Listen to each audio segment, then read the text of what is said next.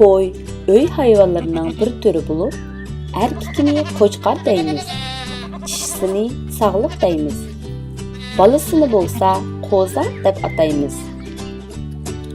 Qo'chqorning burmasimon mungizi bor. Sog'liqning mungizi bo'lmaydi.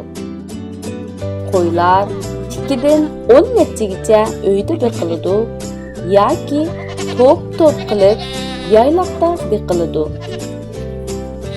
Qo'ylarning to'pini pada deb ataymiz. Qo'y boquvchini bo'lsa padichi deb ataymiz. Qo'ylarning yunidan biz kiydigan issiq pobaykalarni to'qug'li bo'ladi. Ularning go'shtini biz bak yaxshi ko'rib yeymiz. Qo'y go'shti bilan tamoq shohi deb nom olgan poloni etib yeymiz. Ziqqa cho'qib kavob qilamiz. Ba'zida tonurga butun silib tonur kavob qilamiz. Balalarim, bu rasmdagi qo'ylarning ismlari nima?